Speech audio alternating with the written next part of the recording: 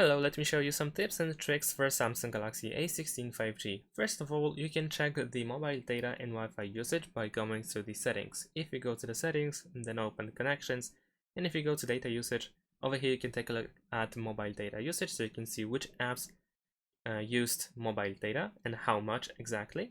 You can also change the period or the timeline over here. And the same goes with the Wi-Fi. So once again, if you go to the data usage, at the bottom you will find Wi-Fi data usage, and as you can see, we have the information about apps and how much data they used while we were connected to Wi-Fi. Another thing that I want to show you is the option to set a custom notification sound. By default, if you go to sounds and vibration, then if you go to notification sound, then over here you will find some of the default notification sounds. However, there is no way to actually upload your own notification sound. And in order to actually make it work is by going to my files. Once you open the app, you need to open the audio files category. Then you want to select the notification sound that you want to set.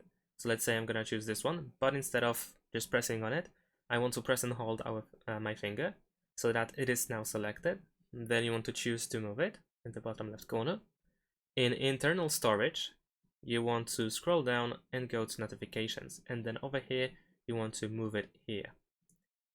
And in my case, I have a similar file already, so I have this window, but in your case you probably won't see this. In my case, I'm just gonna replace. Now, once you have the file moved to the ringtone folder, or the notifications folder actually, you want to go back to the same settings as before. So go to sounds and vibration, go to notification sound, and you should be able to find your custom notification sound over here. Alright, so now let's go back to sounds and vibrations. And over here, if you scroll down and go to sound quality and effects, you can actually enable Dolby Atmos. However, this option is available once you are connected to a headset or Bluetooth audio device. So let me quickly do that. Let's go back to connections. Let's open Bluetooth and let me turn on my earbuds. Let me go to the pairing mode. Alright. So now that I'm in the pairing mode, I should be able to find my earbuds. Alright. And once we are paired, we should be able to go back to the same settings once again. So let's go to sounds and vibration. And now over here, if you go to sound quality and effects, as you can see, we have Dolby Atmos. We can actually customize it as well, and we can turn it on or off. Now in the settings, we're gonna go to notifications. And over here, if we go to notification pop-up style, you will find the edge lighting style as long as you use this brief pop-up style. If you have detailed, then you don't have these options. Once you go to edge lighting style, you can set up the edge style over here. Not only you can choose the effect, you can also change the color, and you can also go to advanced in order to set the transparency and the duration, which is pretty cool. Once you are done, you can press done over here. Of course, battery settings are one of the most important settings on our devices. And in this case, if you go to battery, you will of course find power saving. This is the battery saving mode. This is nothing unusual. However, if you go into this setting and tap on these three dots in the top right corner, you will find adaptive power saving, which allows the device to learn how often it should turn on and off the power saving mode based on the usage pattern. So the device will learn how often and when we use our device, and when needed, it will turn on the power saving mode. So I recommend turning it on. You may also want to know about the secure folder, which can be found in security and privacy. Then over here you want to go to more security settings, and here you will find secure folder. Now I have this set up already, but essentially you can set up a custom pin for the secure folder, and this allows you to have a special folder that is protected with the password. And over here you can add apps that you have already installed on your device, but these apps are like separate instances. So for instance, if you want to run a second account for an app, and if you want to have separate data from this app, then this is how you can do this. So for instance, if I have two Discord accounts, I can add another one over here, and this one is let's say private, because in order to open it, I will need to know the secure folder password.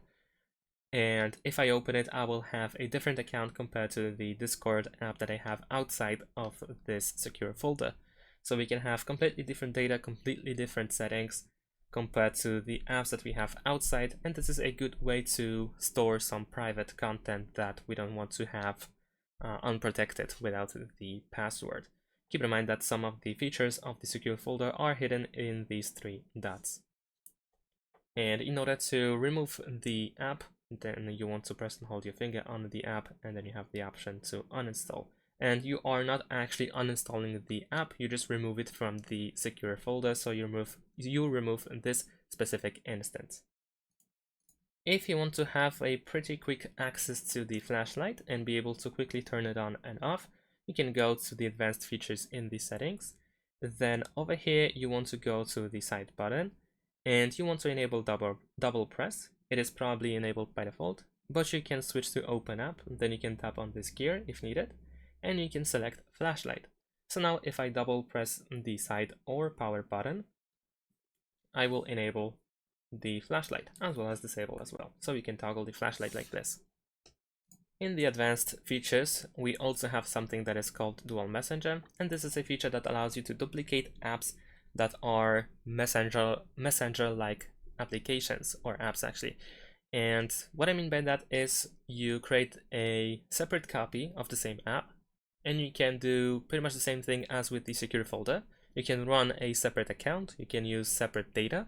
Everything that you do on a copy is not related to the main app. So right now I have duplicated WhatsApp, and I can run two accounts at the same time. The difference between this and the secure folder is that this one is not protected by the password, and it's a little bit easier to access. But if you still want to create a clone of an app, this is how you can do this. The next thing that I want to show you is in the app drawer. So if you open the app drawer, you may notice that these apps over here are not sorted alphabetically.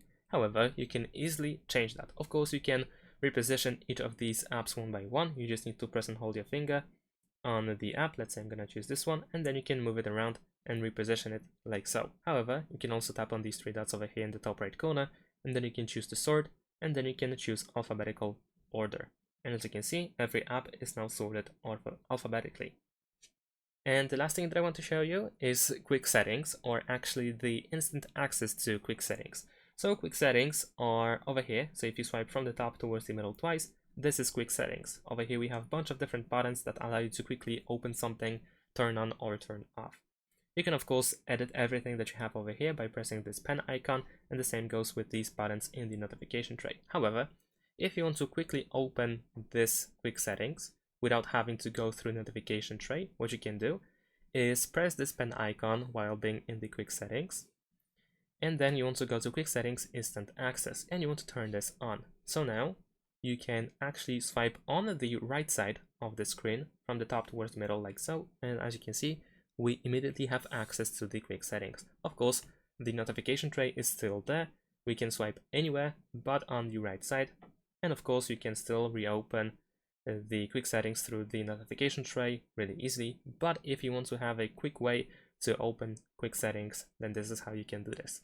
And that's it. Thanks for watching, leave a like and subscribe to my channel, and see you in my next videos. Bye!